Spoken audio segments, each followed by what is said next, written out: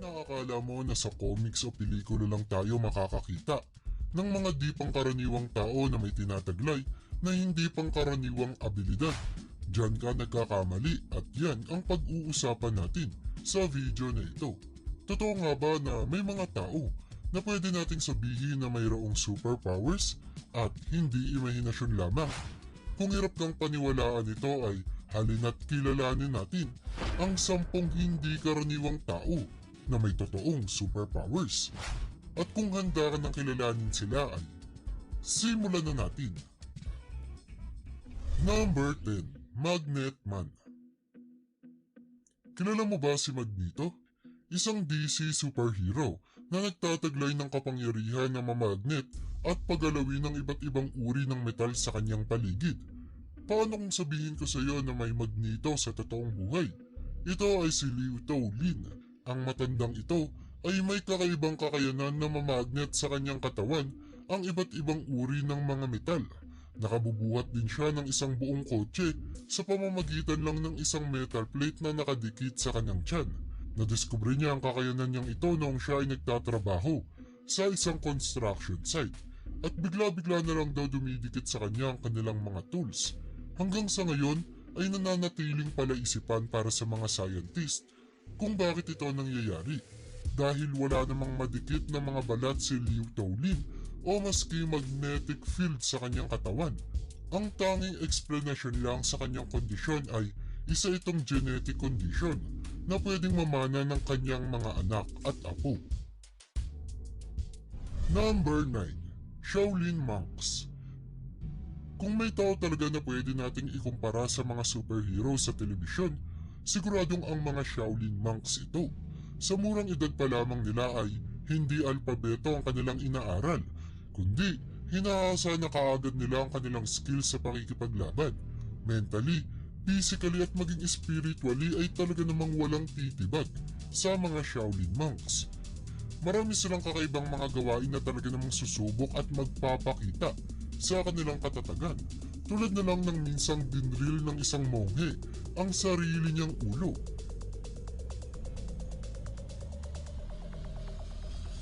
Hinatak ng isang monghe ang sasakyan gamit ang kutsilyo na nakatutok sa kanyang leeg at noong binali ng isang monghe, ang makapal na bakal gamit lang din ng kanyang leeg. Kung hindi ka pa bibilib dyan noong 2013 naman, ay niliyaban ng isang monghe ang buo niyang katawan bilang pagpapakita ng protesta sa pagkamatay ng kanilang alagang mga hayop. Number 8. Underwater Superpower. Si David Blaine ay isang magician at illusionist na nakilala dahil sa kanyang iba't ibang mga pakulo at agaw buhay na mga stunts. Ilan sa mga ito ay noong pagkakataon na inilibing niya ang kanyang sarili ng buhay sa isang kabaong sa loob ng 7 araw. Grabe! At ang isa pa ay nang tumayo siya sa isang pilar na may 100 metro ang taas sa loob ng 35 oras. Pero ang isa na siguro sa pinakatumatak niyang ginawa ay noong 2008. Pero bago yan ay ilang minuto mong kayang magpigil ng hininga sa ilalim ng tubig. Ang average na tao ay kaya lamang itong gawin ng 2 minuto. Pero hindi normal na tao si David dahil nagawa niyang hindi huminga sa loob ng 17 minuto at 4 na segundo habang nasa loob ng tila malaking fishbowl tank na talaga namang hindi lang kinagulat ng mga tao na nakasaksi, kundi kinagulat din ito ng maraming mga tao sa buong mundo. Number 7. Ultra Marathon Man. May isang lalaki na nagngangalang John Carnaces na bumasag lang naman ng napakaraming world record dahil sa kanyang kakaibang kakayanan sa pagtakbo. Araw-araw ay halos 50 milya ang kanyang tinatakbo. Ayon pa nga sa kanya, minsan daw ay gusto niya nang matulog habang tumatakbo dahil kahit gaano siya katagal tumakbo ay hindi siya napapagod. Ilan sa mga nakabibilib niyang nagawa ay nang tumakbo siyang walang kapaguran o hintuan sa napakainit na disyerto. Tinapos niya ang marathon sa Death Valley na may 131 degrees Celsius na temperatura.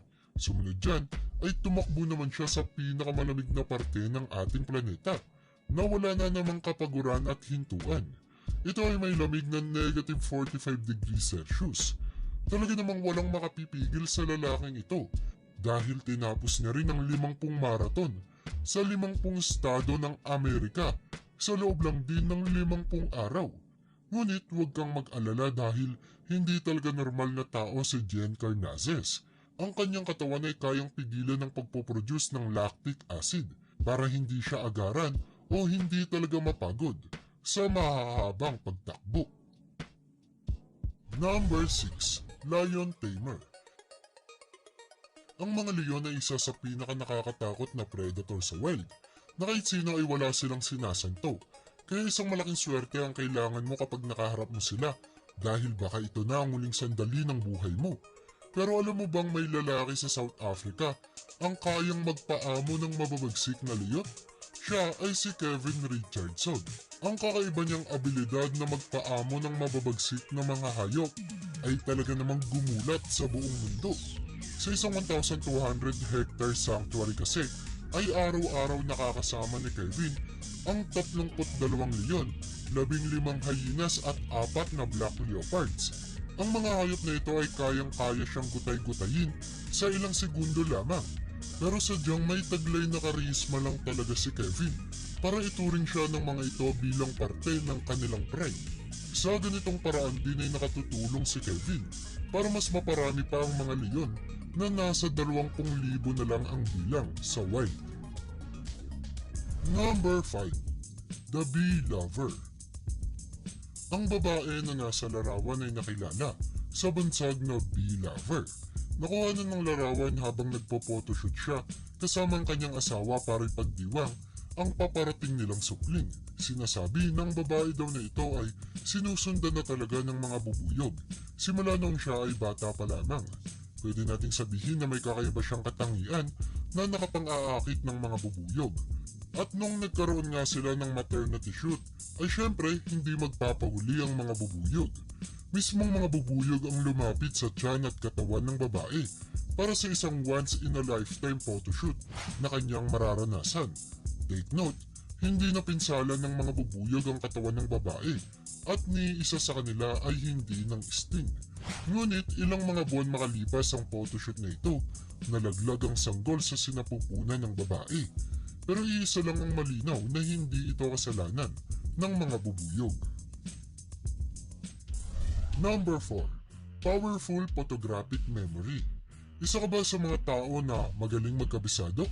Pero bago mo isipin na magaling ka ay kilalanin mo muna si Stephen Wiltshire, ang lalaking kayang i-drawing ang bawat maliliit na detalye ng isang buong syudad. Si Stephen ay na-diagnose noong siya ay 3 years old pa lamang ng isang developmental disorder autism. At ito rin ang dahilan kung bakit meron siyang napakatatalim na photographic memory. Ang kinakailangan niya lang ay tignan ng buong syudad ng halos 45 minuto sakay ng isang helicopter. At makakaya niya ng i-drawing ang bawat sulok at building nito sa loob ng 5 araw. Nabebenta ang kanyang mga obra ng milyong-milyong piso. Malay natin baka pwede niyang magamit ang kakaiba niyang kakayanan para makapag-solve ng iba't ibang mga krimen. Number 3. Sharkman. Kung may lion tamer ay mayroon din namang sharkman. Ito ay si Michael Rutzen. Si Michael ay isang professional diver at isa ding professional shark tamer. Oo, tamang narinig mo. Ang mababagsik na nilalang na ito ay kaya rin palang mapaamo. Basta madaan lang sa tamang proseso at kumpas ng mga kamay. Nakabuo na kasi si Michael ng taktika kung ano ang dapat na kilos ng isang tao pag sila ay nakakaengkwentro ng ganitong hayop sa dagat. Ayon sa kanya, imbis na lumangoy palayo, ang pinakamagandang gawin mo ay harapin ng pating at hayaan itong pagmasdan ka. Sa ganito daw kasing gawain ay hindi iisipin ng pating na isa kang hapunan. Pero mukha mang madali ang sinasabi at ginagawa ni Michael, talaga namang hindi masusukat ang kanyang tapang sa pakikisalamuha sa mga pating ng halos buong buhay niya. Number 2. Elastic Man. Ang pagkakaroon ng elastic na mga balat ay isa na siguro sa pinakakaiba at nakamamanghang katangian na pwede nating makita sa isang tao. May isang lalaki sa Amerika ang bumasag lang naman ng Guinness World of Record bilang tao na may pinakamaunat na balat. Gaano kaunat ang kanyang balat? Kaya niyang iunat ang mga balat niya sa tiyan ng hanggang 15.8 centimeters. Pero kung hindi pa yun sapat para bumilib ka, kaya niya ring takpan ng buo niyang bunganga gamit lang ang kanyang balat sa leeg. Talaga namang kakaiba. Ang kondisyon niyang ito ay tinatawag na Ehlers-Danlos syndrome. Ang disorder na ito ay nagre-resulta para masira ang collagen sa balat ng taong naaapektuhan nito. Kapag walang collagen ay hindi rin normal ang elasticity ng balat ng isang tao. Number 1. Mutant Boy. Ang umaga para sa karamihan ay isang magandang simula ng araw. Pero para sa isang batang lalaki sa China, ito naman ang pagsisimula ng kadiliman. May isang batang lalaki sa China na ipinanganak na may bughaw na mga mata. Pero ang mas nakamamangha ay nagagamit niya ang mga matang ito para makakita sa dilim o tinatawag nilang night vision. Natuklasan nila ito noong siya ay nasa paaralan na dahil laging nagre-reklamo ang bata na sobrang dilim daw ng paligid. At sa halip ay mas gusto niya ang madilim na lugar dahil dito daw siya nakakakita. Nagsagawa ng mga test kung totoo nga bang sinasabi ng bata. Sa isang madilim na silid ay pinag-exam ang batang lalaki at sa pambihirang pagkakataon ay nagawa nitong magsulat at itama ang sagot sa pagsusulit kahit pa walang liwanag sa silid. Siya pa lamang ang taong natala na nagtataglay ng night vision. At aminin man natin o hindi, ay napaka-cool ng katangian niyang ito. At yan ang bumubuo para sa listahan natin sa video na ito. Talaga namang kakaiba ang mga tao sa ating listahan. Sila na nga kaya ang patunay na pwedeng maging totoo ang mga superhero? At para sa iyo, sino sa kanila ang may pinaka-nakabibilib na katangian? I-comment mo naman yan sa baba. At hanggang dito na lang muna ang aking bahagi. Maraming salamat sa panonood. See you in my next vid.